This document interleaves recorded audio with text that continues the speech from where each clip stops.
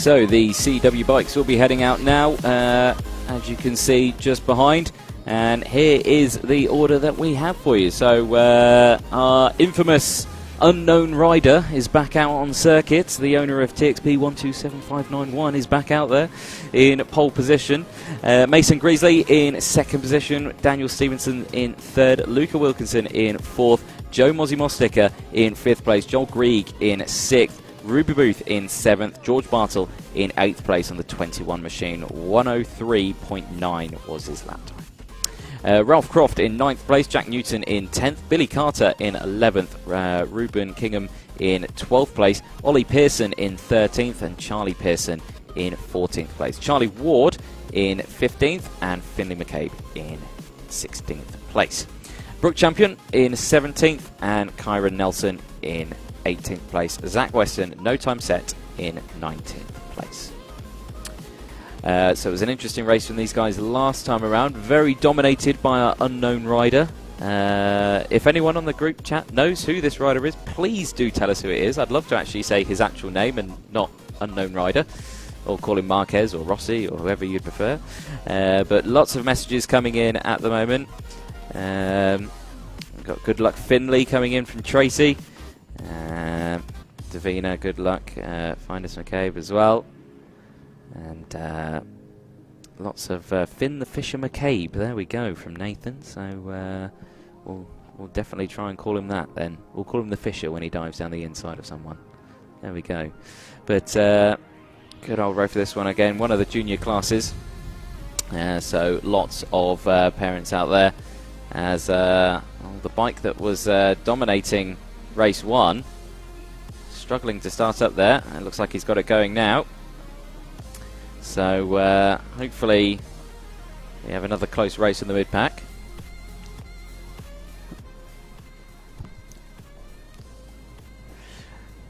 So what are your predictions on this as you opened a can that we heard?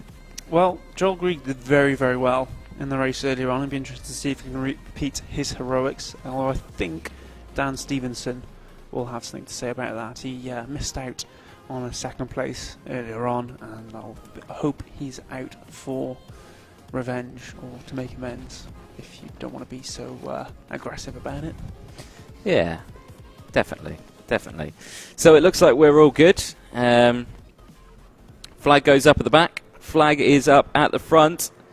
The 28 is looking eager of Mason Greasley. There's some big wheelies all the way through the pack, and everyone gets away well. Mason Greasley holds on to P2, and again Daniel Stevenson on that number 11 machine manages to hold on to there. Your race leader, again, carbon copy of what happened last time already, has shot off into the distance. Again, not sure who it is. That's Stevenson coming up into second place. So it is as well, yes. He is out to make amends from earlier. He is indeed. So Stevenson's, all up into P2. And again, the 28 Mason Greasley looking to try and get back at him already as well, that we see. There's the 76, Luca Wilkinson as well. He's in P4. He's going to try and capitalise on all this as well. Yeah, they come round now into the boot for the very first time. This unknown rider, Jack Bowers, I like to call him, or Mr. Fusion, if you want to go by the name on the bike, comes round the boot for the final time. There's Daniel Stevenson in second place, as I said, lost out earlier in back markers. Joel Grieg, the main beneficiary there. Luca Wilkinson is in third place. Mason Greasley in fourth. Joel's currently in fifth, just ahead of his championship challenger, Ruby Booth. Those are third and fourth in the championship for the SM90s. Joe and Mozzie Mosticker down in seventh. Jack Newton's made up 2 places on the start. He is in 8th. George Bartle and Ralph Croft round out your top 10. That is Brooke Champion with an issue with her bike. The 46 has stopped at the side of the circuit, and it looks to be a retirement from the session, which is absolutely devastating because, of course, she's doing quite well in her championship at the moment. But, yeah, massive shame for Brooke Champion there, who has stopped at the side of the circuit. Joel Grieg managed to get in front of Mason Greasley as well. That was up into the inside of Christmas Corner, if you didn't catch it on the stream. There's Brooke there at the entrance of the pit lane, so that's where it's happened. The bike's on pop, and there we go, you can see there And there's another bike coming into the pit lane as well. Not sure who that is. So, as the positions across the line, Joel Grieg up into P3. Mason Greasley has disappeared off my timing screen. Was it Mason that came into the pit lane? It could well have been. He's the only one who is dropping down the timing screen at the minute. Everyone else seems to be coming through. Keep an eye out for Finn the Fish McCabe. Yep, he comes through as well, as does Charlie Ward. It's only Karen Nelson now who's crossed the timing screens. So yeah, Mason Greasley must have had an issue there from 4th place where he was running, which boosts everyone else up. It does indeed, yeah. I can't see him on the stream there anymore, so I think it could have been Mason Greasley there. Massive shame for him. It did look like he was going a little bit slower in some of the sections, but yeah, I didn't think he'd drop back that much. Here's the battle further back. Now, this is the number 30 machine that I've got there that I can see, or is it the 38 that I can see?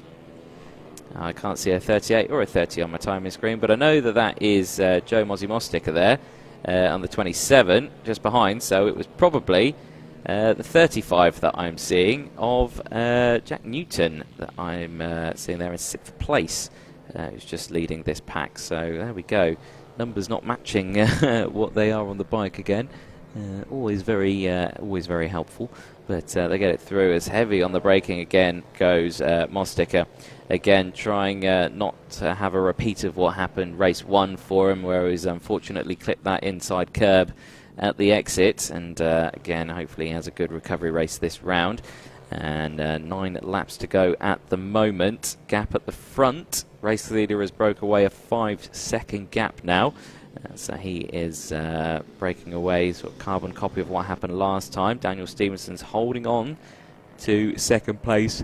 He is under pressure though, Dan Stevenson, from Luca Wilkinson and Joel Grieg, as he was in the earlier race. And it was when the back markers came into play that he really suffered there. Joel Grieg's dropped a little bit back, but Luca Wilkinson still within a second of Dan Stevenson, 2nd and 3rd place. Indeed, and it's getting very heated at the front here. Mosticker trying to find anywhere he can to try and get past Newton. Tried to do it around the exit of the boot, couldn't quite do it here. Now, has he got the power to try go down the inside into Christmas Corner? Not this time, can't quite do it. And of course, we've got Joel Grieg, who's just behind here as well. Is that Joel Grieg? No, Joel Grieg's further ahead. No, Joel Grieg's further ahead. And is that an issue with Mosticker's bike?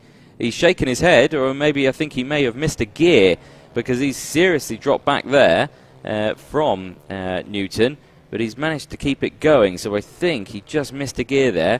As you can see, he was really dropping down the power, and that allowed Croft to really catch up.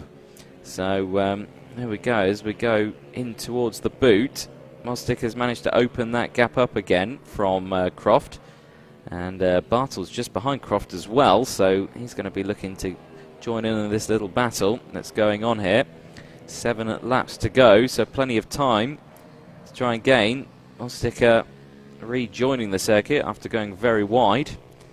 But still, it's very horrible when you miss a gear out on the circuit while you're racing. It's probably the worst thing you could do, because you can lose so much momentum out the corner. You could fall off. Well, no, not up gears. If you miss a gear, up a gear. No, as in you can fall off the bike. It's the worst thing you could do out on track. Well, yes, okay, falling off the bike is the worst thing you can do. But while you're racing, the worst thing while you're moving and not falling is missing a gear. Okay, well, I'll take your word for that, Anthony. We're back with 2nd place Dan Stevenson, with Luca Wilkinson for company just in behind him. Well, that gap looks to have extended a bit. It's gone down the last 2 laps. As low as half a second, but it looks to be back up towards a second now. In fact, it's a 1.5 seconds. So as soon as we cut back to them, this is the first instance where it's gone up. Luca Wilkinson has dropped off a bit, but maybe Daniel Stevenson's found some pace. In fact, he's set almost his best lap of the race. 1:01.75. Yes, so there we go. So the time's all going through, and the gap between Daniel Stevenson and Luca Wilkinson is just 1.5 seconds at the moment. So it's close, but it's not overly close. So they're keeping each other, I think, keeping each other sweet at the front there. They're just making sure no one falls back. And here, of course, is Daniel Stevenson getting past back marker, nicely done. This time doesn't lose out too much time. There'll be more to come though over the remaining half of the race. I think it was Kyron Nelson there. He's just got past. Brooke Champion's managed to get her bike going again, and got that going. Yeah, it was Kyron that he's managed to get past, and everyone else also does as well. Joel Grieg has just managed to get past as well. No, Joel Grieg's quite close to all this action as well. He's just at the back there. Third bike in shot as Dan Stevenson goes down, and that is a rider down. Jack Newton, I think. Is it Jack Newton? Potentially so. And I do hope he's all right. So couldn't quite see what happened there, but looks like one of the riders has gone down, and Jack Newton is the only rider going down the order on our screen. So that's not good for Jack Newton there. Comes our second retirement of this race after Mason Greasley pulled out earlier on. Back with second place man now, Dan Stevenson. Let's have a look at that gap back to Luca Wilkinson. He's pulled out a bit more on this lap. There's Wilkinson on the 76, and he's under pressure now from Joel Grieg on the 03 as we come into the later stages of this race. The gap out to Stevenson has gone up by a second again on that last lap, and Joel Grieg has gained just as much on Luca Wilkinson. If anything's going to happen, it's going to be Joel Grieg coming up into third place. Indeed, so there we go. As you can see, Stevenson coming into shot as 4 laps to go. Brooke Champion there, you can still see going strong there after a mishap with the bike earlier on, managing to get it going again. Still fighting through. There's a 76 and the number 3, Wilkinson and Grieg. This is that battle I was on about, Anthony. I said if anything's going to happen, it's going to be this. There we are. So in to boot, 4 laps to go. 3 laps now as the race leader has crossed the line. And I say if anything's going to happen, I think you're right. It's going to be with these two here as they cross the line in towards Oblivion, around Crook up towards Christmas Corner. Now Wilkinson was a little bit faster on that last lap by 0.27. In fact, he marginally reduced the deficit to Stevenson on that one, so a good lap for him, but Grieg looks to be close now. He does indeed. So when we saw Grieg as well, if there's back markers involved, I put my money on Grieg. So manages to fly through, and he has really closed that gap now, hasn't he, under braking here. Runs slightly wide at the exit of Aspey, but gets back on the power. Under braking now, just switching it round through these really tight corners here onto the back straight, and again looks like he's really closed it. Looks like he struggles to get on the power out of the corners. Just doesn't look like he's got as much grunt out of it, but he's certainly good under braking, and that's where he's gaining his time here as they exit the boot now. And you'll see this gap probably open up slightly here as he struggles to get on the power, and as you see they're running wide, and I know for a fact that exit curb is very harsh, it's very bumpy, it's horrible when you go over it, and the vibrations must be awful, so can't imagine what it'd be like on 2 wheels. To the inside goes Joel Grieg. He's not quite close enough on this penultimate tour of Wilton Mill, through Inkermans down towards Ashby. He's not close enough for an overtake just yet. Keep an eye out for back markers. Obviously Joel Grieg likes to make an opportunistic move if he sees those as he come down the hill. Now he's still close, but not quite close enough. There's Stevenson in second place as we go through Chapman, the left-hander, out onto the back straight. Grieg still within touching distance, but needs just a little bit more if he's going to make that move. Last lap now started by Mr. Bauer out at the front. Stevenson 10 seconds behind him, and these are further 2 seconds back from Stevenson. Grieg will see the last lap board now. He'll know it's the last chance saloon. And you saw there as well, Grieg hit that bump in the middle of the circuit there, really unsettled him, and you saw him here. It might have looked like a slight movement on the bike, but for him that would have felt absolutely massive. Under braking again up into Christmas Corner, looking down the inside, can't quite do anything here, suffers on the exit though, and now he's going to have to try again here down the inside of Aspey. Is he going to do it? Oh, he does look at it, and he sends it down the inside, forces Wilkinson wide, but can't quite do it. Wilkinson managing to hold on to it. Again, a very late lunge from Grieg there, Can't quite do it on this one here. Is he going to try down the inside here? No, he can't. Here's the race leader. He's going into the final corner now. He's going to take the checker flag. And that's an excellent race by that rider, whoever they are. We still don't know who they are. We've not managed to find that out. Here's back with Joel Grieg and Luca Wilkinson into the final corner here. And it looks like it's done for Wilkinson. Daniel Stevenson takes second place. Wilkinson takes third. Grieg with fourth. Good race from all the riders. Excellent stuff from those two. Really opportunistic move from Grieg as well down the inside of Ashby, but couldn't quite get it done. Lucky stuff from Luca Wilkinson as well, managing to keep it upright. Here comes Mosticker.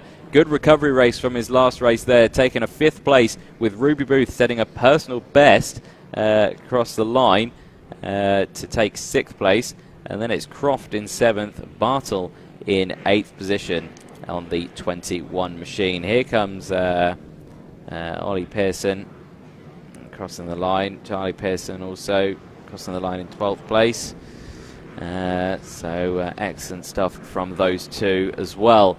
Obviously, we will be heading now into the Mastertech Ultimate Super Minis. They will be the next group out on circuit in just a moment, so do please stick around.